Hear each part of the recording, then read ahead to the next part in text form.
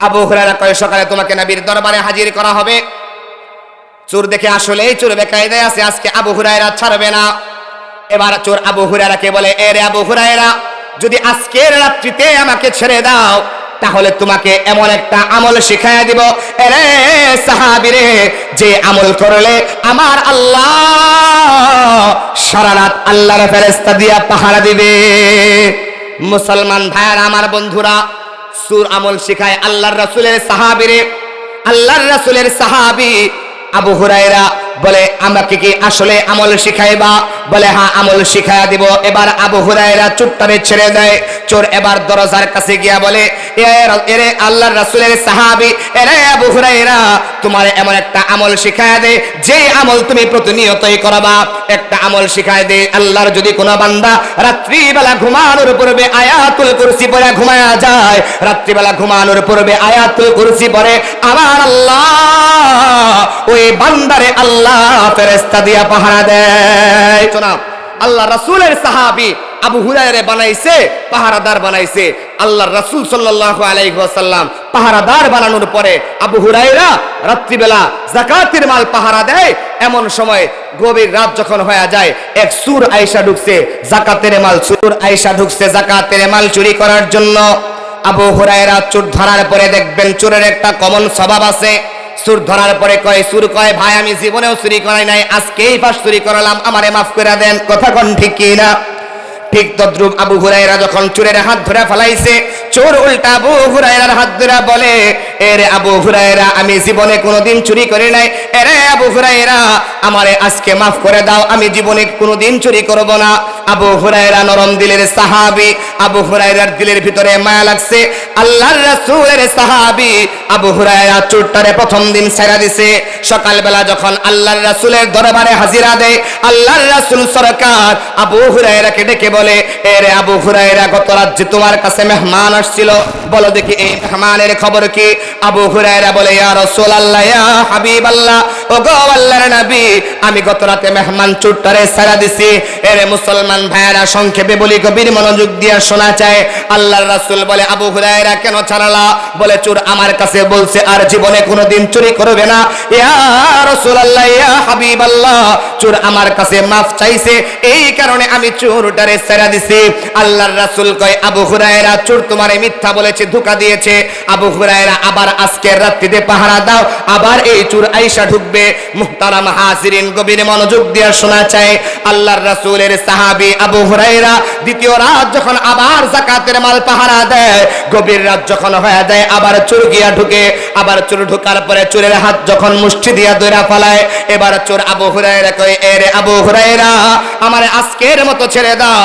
বলে, গত রাত চুরি করলা, আজকেও আসলা, তোমাকে আজকে ছাড়া হবে না, সকালবেলা তোমাকে আল্লাহর নবীর দরবারে নেওয়া হবে। চোর বলে, এরে আবু হুরায়রা, আমি এমনি চুরি করতে আসি নাই, আমার ঘরের ভিতরে আমার বিবি না খায় আছে, আমার বাচ্চাগুলা না খায় আছে, এরে আবু হুরায়রা, এই কারণে আমি চুরি করতে আসছি। আবু হুরায়রা আল্লাহর রাসূলের সাহাবী, জানে ক্ষুধার যন্ত্রণা কেমন, ঠিক কি না? রাসূলের সাহাবী আবু হুরায়রা, তারা জানে ক্ষুধার যন্ত্রণা কেমন। আবু হুরায়রা বুঝতে পারছে যে হয়তোবা আসলেই ক্ষুধার যন্ত্রণায় আসছে, দিলের ভিতরে মায়া লাগছে। তো আবু হুরায়রা দ্বিতীয় রাত চোরটারে ছেড়ে দিছে। সকাল যখন হয়ে যায়, আল্লাহর রাসূলের দরবারে হাজিরা দেয়। আল্লাহর রাসূল বলে, এরে আবু হুরায়রা, আজকে মেহমানের খবর কি? আবু হুরায়রা কয়, ইয়া রাসূলুল্লাহ, ইয়া হাবিবাল্লাহ, ওগো আল্লাহর নবী, আজকে আমার কাছে এমন একটা ওযর পেশ করছে, ওগো আল্লাহর হাবিব, আমার দিলের ভিতরে মায়া লাগছে। চোর বলছে, ক্ষুধার যন্ত্রণায় চুরি করতে এসেছে, ওগো আল্লাহর হাবিব, আমার দিলের ভিতরে মায়া লাগছে, আমি চোরটারে ছেড়ে দিছি। আল্লাহর রাসূল কয়, আবু হুরায়রা, চোর তোমারে আজকেও মিথ্যা কথা কইছে, আজকেও ধোঁকা দিয়েছে। আবু হুরায়রা তোমারে ধোঁকা দিয়া চলে গেছে। আবু হুরায়রা বলে, ইয়া রাসূলুল্লাহ, ইয়া হাবিবাল্লাহ, আমি আজকে কি করব? আল্লাহর রাসূল বলে, আবু হুরায়রা, আজকে রাত্রিতেও চোর তোমার কাছে আসবে। আল্লাহর রাসূলের কথা অনুযায়ী আবু হুরায়রা তৃতীয় রাত আবার পাহারা দেয়। এরে মুসলমান বন্ধু আমার, গভীর মনোযোগ দিয়ে শোনা চাই। একটা গুরুত্বপূর্ণ পয়েন্ট আছে, আপনাদেরকে জানায় দে। আল্লাহর রাসূলের সাহাবী আবু হুরায়রা তৃতীয় রাত যখন আবার যাকাতের মাল পাহারা দেয়, আবার যখন গভীর রাত হয়ে যায়, আবার চোর আয়েশা যাকাতের মালের ভিতরে হাত দিছে, আবার আবু হুরায়রা এই চোরটারে আনজা দিয়া ধরে ফেলাইছে।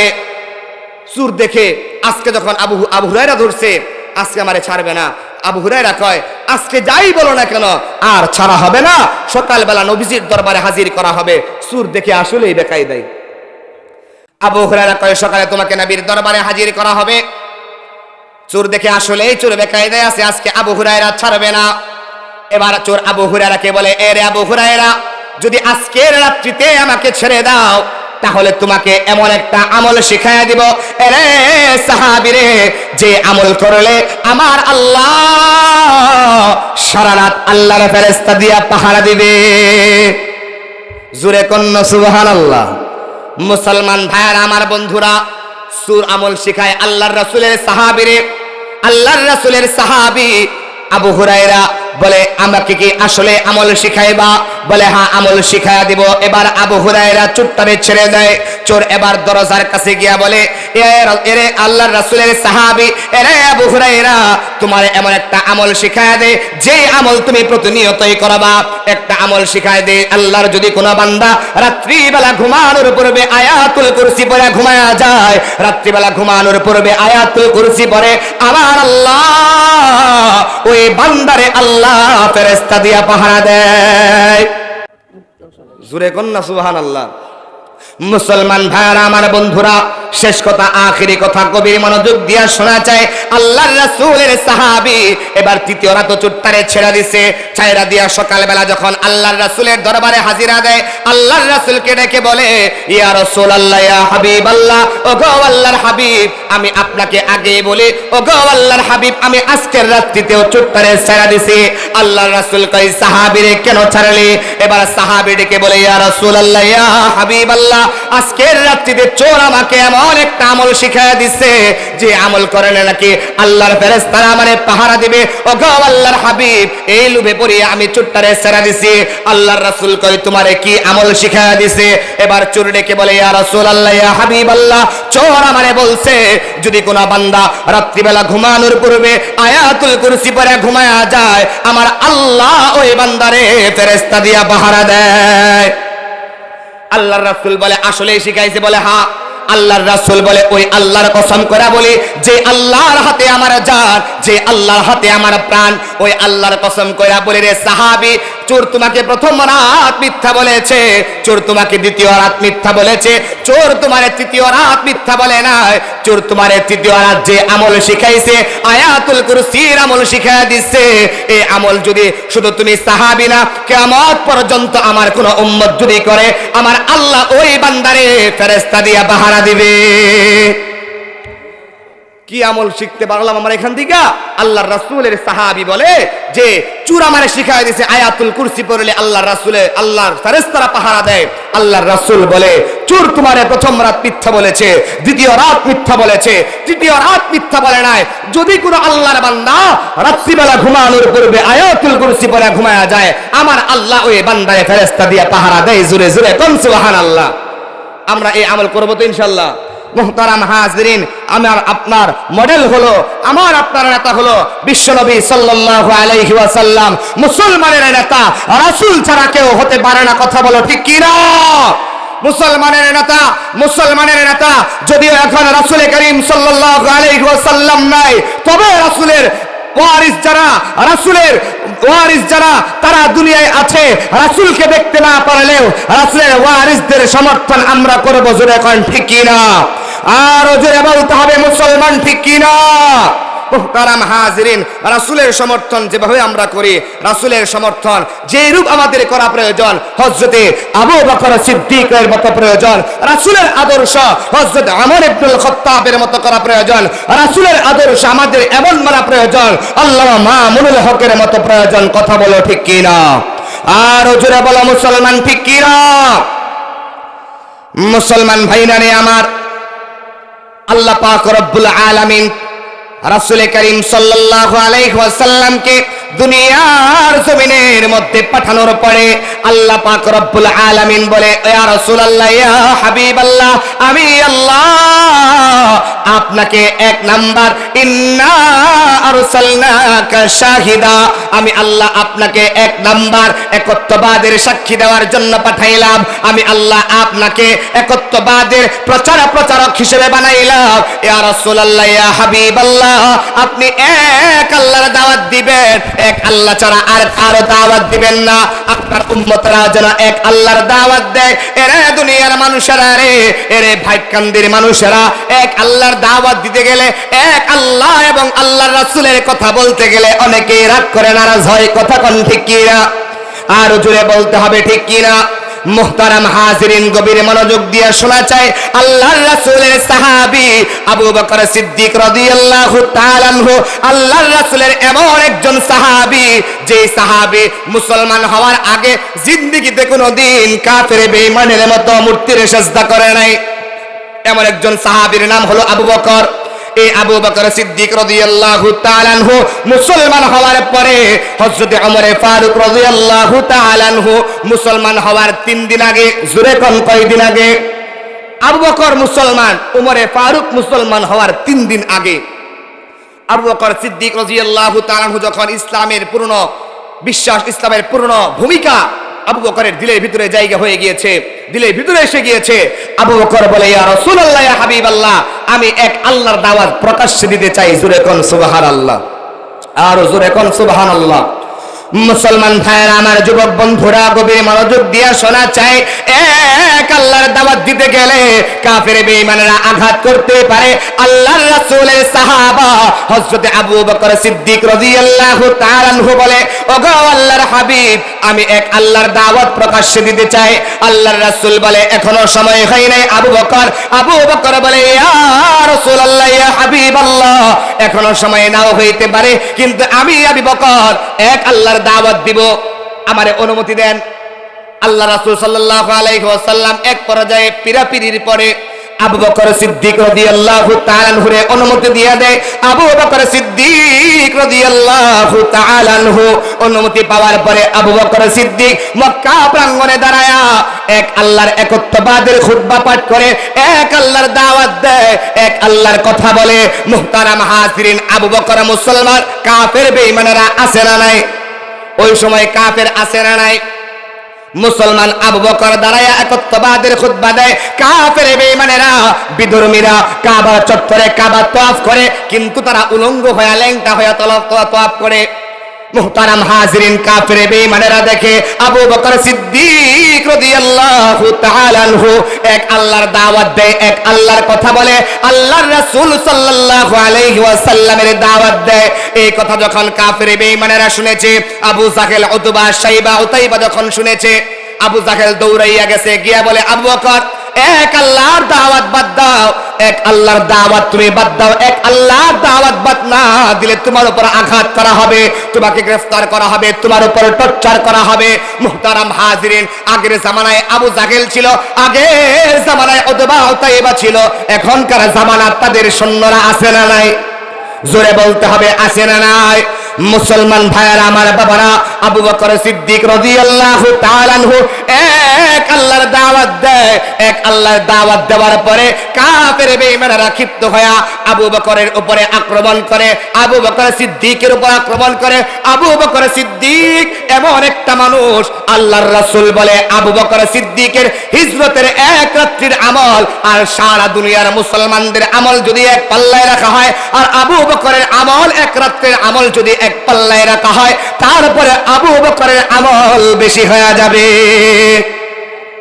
জোরে কন্যা সুবহানাল্লাহ। এই আবু বকরের উপরে আক্রমণ করে, এই আবু বকরের উপরে আঘাত করে। এরে দুনিয়ার মানুষেরা রে, আবু বকরের উপরে আঘাত করে, এত পরিমাণ আঘাত করেছে যে আবু বকরের মারতে মারতে আবু বকরের মাটিতে লুটায়া ফালায়া দিছে। আবু বকরের মুখের উপরে আঘাত করে, প্রহার করে। কিতাবের মধ্যে পাওয়া যায় কাফের বেঈমানেরা আবু বকরের এত পরিমাণ আঘাত করেছে, পায়ের জুতা পর্যন্ত খুইলা আবু বকরের চেহারার মধ্যে মারছে। জোরে কোন নাউযুবিল্লাহ। কিতাবের মধ্যে পাওয়া যায় আবু বকরের চেহারা থেতলে গিয়েছে, এত পরিমাণ থেতলে গিয়েছে যে আবু বকরের জ্ঞান হারায় ফেলছে। আবু বকর বেহুশ হয়ে গেছে। ফেটে যাওয়ার থেকে থেতলে যাওয়া, কেটে যাওয়ার থেকে থেতলে যাওয়া কষ্ট বেশি। কথা কোন ঠিক কিনা? আবু বকর সিদ্দিক রাদিয়াল্লাহু তাআলা আনহু বেহুশ হয়ে যায়। আবু বকর সিদ্দিক রাদিয়াল্লাহু তাআলা আনহুর পরিবার শুনছে। আবু বকরের পরিবার শুই না, যদি আবু বকর মুসলিম, আবু বকরের পরিবাররা কাফের বেঈমান, কাফের বেঈমান আবু বকরের পরিবাররা শুই না বলে, এরে মক্কার কাফেরেরা, এরে মক্কার মানুষেরা, নেতারা, এরে আবু সাহাল, এরে উতবা, শাইবা, উতাইবা, আমাদের আবু বকরের উপর আক্রমণ করেছো, আমাদের আবু বকরের কষ্ট দিয়েছো, আমাদের আবু বকরের যদি কিছু হয়ে যায় আমরা কাফের হইতে পারি, আবু বকর মুসলমান হইতে পারে, তারপরে আমরা কাফের হয়ে তোমাদেরকে ছাড় দিব না। আগের জামানায় কাফের ছিল, তারপরে মুসলমানদেরকে সমর্থন দিয়েছে, আত্মীয়তার বন্ধনের কারণে সমর্থন দিয়েছে। আর এমন জামানা আসলো ইসলামের কথা বলার কারণে আপন মানুষকে গ্রেফতার করে। কথা কোন ঠিক কি না? আর জোরে বলো ঠিক কি না? আবু বকর সিদ্দিক রাদিয়াল্লাহু তাআলা আনহু যখন আবু বকরকে আঘাত করা হলো, এদিক তাকান ভাই, গভীর মনোযোগ দিয়ে শোনা চাই, সংক্ষেপে শেষ করে দিচ্ছি 2-4 মিনিটে। এরে ফুলবাড়ি, এরে ফুলপুরের মুসলমান, আবু বকর উপরে এত আঘাত করেছে, আবু বকর বেহুশ হয়ে গেছে। আবু বকরের পরিবার আবু বকরের নিয়ে ঘরের মধ্যে শোয়া দিছে। কেউ আবু বকরের হাত মালিশ করে দেয়, কেউ আবু বকরের পা মালিশ করে দেয়। এক পর্যায়ে আবু বকর সিদ্দিক রাদিয়াল্লাহু তাআলা আনহুর জ্ঞান ফিরেছে। অজ্ঞান মানুষটা যখন জ্ঞান ফিরেছে, আবু বকর সিদ্দিক রাদিয়াল্লাহু তাআলা আনহুর মা আবু বকরের মাথার পাশে বসা, আবু বকরের মা এবার আবু বকররে বলে, এ রে বাবা আবু বকর, তোমার উপর আক্রমণ করা হয়েছে, তোমার উপর আঘাত করা হয়েছে, বলো দেখি আবু বকর তোমার কি অবস্থা? আবু বকর সিদ্দিক রাদিয়াল্লাহু তাআলা আনহু আল্লাহর রাসূলকে এত পরিমাণ ভালোবাসে। আবু বকর সিদ্দিক বলে, আরে আব্বা জান, আমার অবস্থার খবর আপনি পরে জানেন, আমার অবস্থার কথা আপনি পরে জিজ্ঞাসা করেন। আরে আম্মা জান, আপনি আগে বলেন আমার রাসূলের অবস্থা কি? জোরে কোন সুবহানাল্লাহ, আর জোরে কন্যা সুবহানাল্লাহ। আবু বকর সিদ্দিক রাদিয়াল্লাহু তাআলা আনহু বলে, আরে আম্মা জান, আমার খবর পরে নেবেন, আগে বলেন আমার রাসূলের অবস্থা কি? আবু বকরের আম্মা রাগ হয়ে আবু বকরকে বলে, আরে আবু বকর, এমন ধর্ম কেন পালন করো? এমন ধর্ম কেন নিজের ভিতরে আনলা যে ধর্ম পালন করার কারণে কাফের বেঈমানেরা আঘাত করে? আরে আবু বকর, তুমি মুহাম্মদকে ছেড়ে দাও। আবু বকর সিদ্দিক রাদিয়াল্লাহু তাআলা আনহু বলে, मौला मेरा आका मेरा रहमत का नबी है, मौला मेरा आका मेरा रहमत का नबी है, सरकार मदीना के उमा है अरबी है। আবু বকর সিদ্দিক রাদিয়াল্লাহু তাআলা আনহু বলে, এরে আম্মা জান, আমি আবু বকর দুনিয়ার মধ্যে জীবন দিতে পারি, আমার মাসুক, আমার নবী, আমার পয়গম্বরকে আমি ছাড়তে পারবো না। সুবহানাল্লাহ, বাড়ি দিয়ে কইবেন নি? আবু বকর রাসূলকে এত ভালোবাসতো। ও মুহতারাম হাজিরিন, আল্লাহর রাসূলের সাহাবী আবু বকর এত পরিমাণ আল্লাহর রাসূলকে ভালোবাসতো। আমাদেরও ভালোবাসার দরকার আছে না নাই? জোরে বলতে হবে, আছে না নাই? মুহতারাম হাজিরিন, যেইটুক কথা বললাম, আল্লাহ পাক আমাকে সহ আপনাদের সব ভাইকে আমল করার তৌফিক দান করুক। জোরে কোন আমিন। আখিরু দাওয়াহুম আনিল হামদুলিল্লাহি রাব্বিল আলামিন। আসসালামু আলাইকুম ওয়া রাহমাতুল্লাহি ওয়া বারাকাতুহু।